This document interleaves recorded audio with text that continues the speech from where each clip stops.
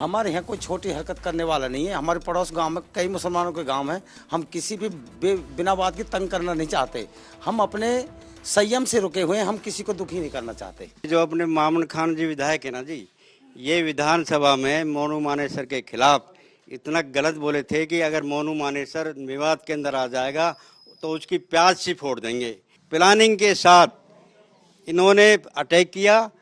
क्या साइबर थाना ही तोड़ना था इनको? मोनू मानेसर को देखते क्या लूटपाट करनी थी? हमारी 200 मोटरसाइकिल, हमारे जो है लालाओं की 200 मोटरसाइकिल इन्होंने। नूह इलाके में धीरे धीरे सांप्रदायिक हिंसा की जो आग थी वह कम हो रही है और आम जनजीवन पटरी पर लौट रहा है। लेकिन नूह से जब आप 10 किलोमीटर आगे की तरफ बढ़ते हैं तो मेवात के इलाके में आपको उजीना गांव दिखाई देगा। वो गांव जो 1947 के वक्त से ही एक शेर की तरह खड़ा हुआ है और इलाके के लोगों में आज भी आपको खोजेंगे तो स्वतंत्रता संग्राम सेनानी और दूसरे ऐसे लोग जिन्होंने देश का अलग अलग मोर्चे पर प्रतिनिधित्व किया है वो आपको मिल जाएंगे। लेकिन खास बात यही है कि घटना के बाद से इलाके में पहरा दिया जा रहा है ताकि किसी भी तरह का असामाजिक या शरारती तत्व यहां पर पहुंचकर गांव की आबो हवा का नुकसान न कर सके। दीपक जी, कैसे आप लोग अपने गांव को सुरक्षित कर रहे हैं? अपने गांव में हम चारों तरफ पहरे लगाते हैं, नाके लगाते हैं गांव में रात के टाइम पे। और हमें तो किसी से वो नहीं है, पहले हमें तो अपना डिफेंस करना है मैन। तो अमूमन आप देख सकते हैं गांव के बहुत सारे लोग हैं, उनसे मैं बातचीत करूंगा एक एक करके। आप बताएं।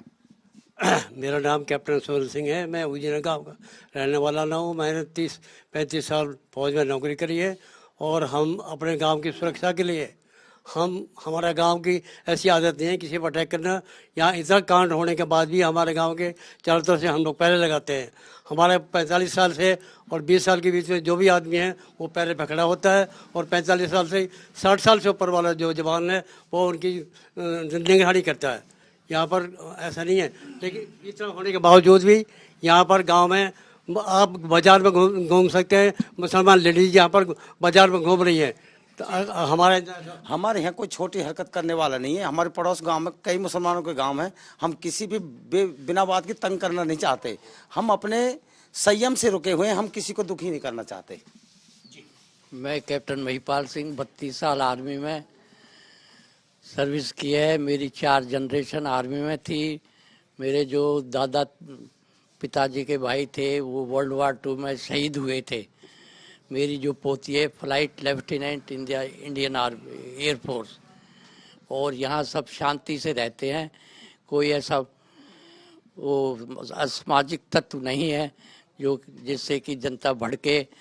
और जो बात यही है कि 31 जुलाई को जब ये पूरा घटनाक्रम हुआ उसके बाद उसने कई गांवों को अपनी चपेट में ले लिया। उसके बाद से ही गांव के तमाम लोग बहुत एक्टिव हैं, अलग अलग मोर्चों पर मोर्चेबंदी करके साफ तौर पर देख रहे हैं कि कम से कम कोई ऐसी स्थिति न बने जो कि गांव की आबो हवा और शांति को दोबारा से खराब कर सके। लेकिन जो एकता की मिसाल दिखाई देती थी कभी या कभी सौहार्द रहता था, आप ही लोग बातचीत में कहते हैं कि 1992 से पहले कोई दंगा नहीं देखा गया। तो इस बार नया ऐसा क्या हो गया कि दंगा हो गया? इस बार नया ऐसा हो गया जी, ये जो अपने मामून खान जी विधायक है ना जी, ये विधानसभा में मोनू मानेसर के खिलाफ इतना गलत बोले थे कि अगर मोनू मानेसर विवाद के अंदर आ जाएगा तो उसकी प्याज सी फोड़ देंगे। तो उसी दिन से उसने अपने जो है ये कर दिया था कि अब के जो इनकी यात्रा निकलेगी इस पर अटैक करना है। प्लानिंग के साथ ये प्रोग्राम बनाया गया इन्होंने। प्लानिंग के साथ ही क्या मोनू मानेसर उसमें था भी नहीं। चलो उसने कह भी दिया कि भाई मैं मेवात मारा हूँ तो क्या जुल्म हो गया? तो मोनू मानेसर की वजह से भाई इसने ये कह दिया उसकी वजह से इनकी प्लानिंग हुई। प्लानिंग के साथ इन्होंने अटैक किया। क्या साइबर थाना ही तोड़ना था इनको? मोनू मानेसर को देखते क्या लूटपाट करनी थी? हमारी 200 मोटरसाइकिल, हमारे जो है लालाओं की 200 मोटरसाइकिल इन्होंने तोड़ ली। सोनारों की दुकान तोड़ ली। दुनिया भर की जो है इन्होंने तोड़ताड़ी करी है, लूटा मार करी है।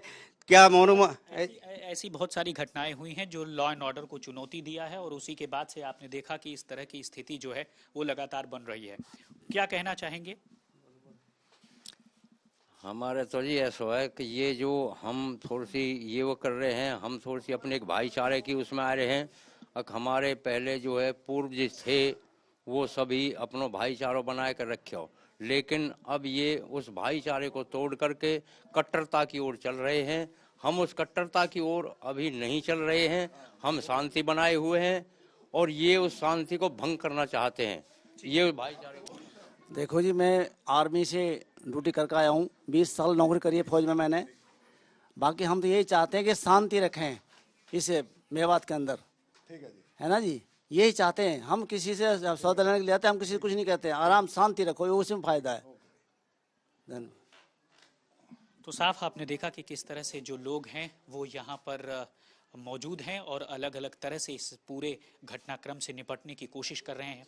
लेकिन सबसे आपको जानकर हैरानी होगी कि जिस तरह से हरियाणा में खाप पंचायत होती है, ठीक उसी तरह से नूह और मेवात के इलाकों में तकरीबन 50 के करीब गांवों को एक साथ मिलाकर पाल बोलते हैं। और आपको जानकर और ज़्यादा हैरानी होगी कि कई गाँव के पाल आज भी परंपरागत रूप से दूसरे समुदाय से ताल्लुक रखते हैं। ये तो साफ तौर पर आपने देखा कि एक संदेश भी दिया कि किस तरह से जो अगर असामाजिक तत्व या शरारती तत्व है वो यहाँ पर अगर आबो हवा को गलत करता है या उसे बिगाड़ने की कोशिश करता है तो स्थिति जो है वह ठीक नहीं होगी।